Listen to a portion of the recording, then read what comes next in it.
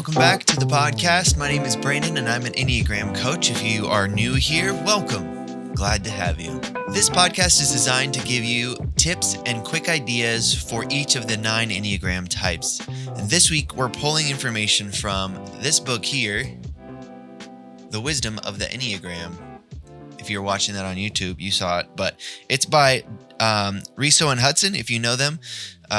In the Enneagram world, if you're in the Enneagram world, I guess I should say, you do probably know of them.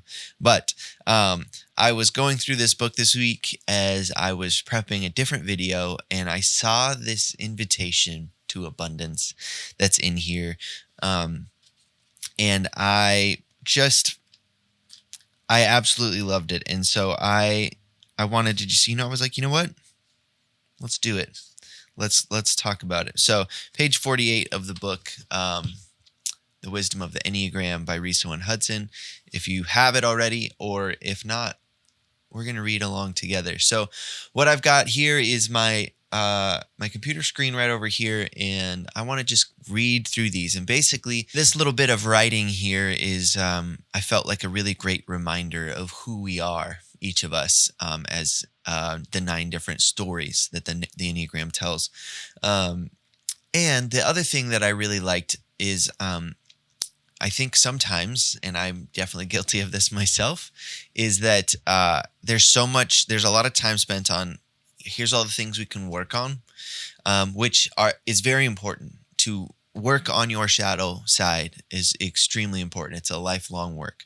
But we also do need to be reminded that we do have very good qualities in each of us. And that's what I feel like we're going to go through this morning. That's what this bit of text here says to me, and I hope that it says it to you. As we read these words of invitation for each of the types, I want you to, wherever you are, just pause. This only takes a couple of minutes. Be present where you are. Take a deep breath in through your nose and exhale through your mouth. And just be here with these words for a moment. I want you to listen to this quote. If you would only switch on the light of awareness and observe yourself and everything around you throughout the day, if you would see yourself reflected in the mirror of awareness the way you see your face reflected in a looking glass, that is accurately, clearly, exactly as it is, without the slightest distortion or addition. And if you observe this reflection without any judgment or condemnation, you would experience all sorts of marvelous changes coming about you. Only you will not be in control of those changes, or be able to plan them in advance, or decide how and when they are to take place. It is this non-judgmental awareness alone that heals and changes and makes one grow, but in its own way and its own time. So as we read through these invitations for each of the types today, I hope that you carry it with you. So they write here, the Enneagram reminds us of the different elements or qualities that constitute a complete human being. Each of the following invitations is based on the strengths symbolized by the 9 types. And here's a good important point right here. No matter what type we are, we can respond to all of them. Okay, so, all right, we're going to start with right at the top with type number 1 and read the invitation for each one. So, type 1, your invitation is to live for a higher purpose. Remember that it is your true nature to be wise and discerning. And you are. If you are in a relationship or close to a type 1, you know this about them. Type 2, your invitation is to nurture yourself and others. Remember that it is your true nature to be good to yourself and to have goodwill and compassion for others. And just notice type 2s. Which one's first? Nurture yourself and others. Type 3. Your invitation is to develop yourself and set an example for others. Remember that it is your true nature to take pleasure in your existence and to esteem and value others. Type 4. Your invitation is to let go of the past and be renewed by your experiences.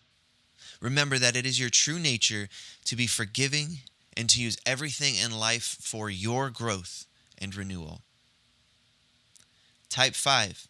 Your invitation is to observe yourself and others without judgment or expectations.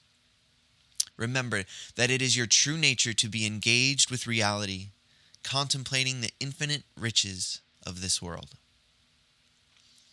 Type 6. Your invitation is to have faith in yourself and trust in the goodness of this life. Remember that it is your true nature to be courageous and capable of dealing with life under all circumstances. Type 7. Your invitation is to joyously celebrate existence and share your happiness. Remember that it is your true nature to be happy and to add to the richness of the experience for everyone. Type 8. Your invitation is to stand up for yourself and to speak out for what you believe. Remember, it is your true nature to be strong and capable of affecting the world in many different positive ways. Type 9.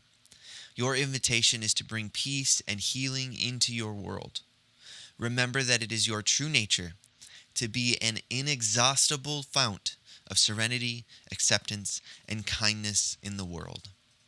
I hope that these words, wherever they find you, whether you're walking the dog or doing the dishes or driving to work maybe, I hope that these find you and bring you a sense of comfort, a sense of peace. I know being a type 9, that's kind of my word and my thing, but I found comfort and rest in not fighting against the fact that my true nature is to be an inexhaustible fount of serenity, acceptance, and kindness in the world. I really want to do that. Like, I like doing those things. And I hope that these words find you where you are at. But also, as a friendly reminder, just like it said at the top here, no matter what type we are, we can respond to all of these. So if any of the other types, were something that you felt like you could respond to, that's awesome. It's fantastic. So carry this with you this week. Be well, and I will see you next week. Bye.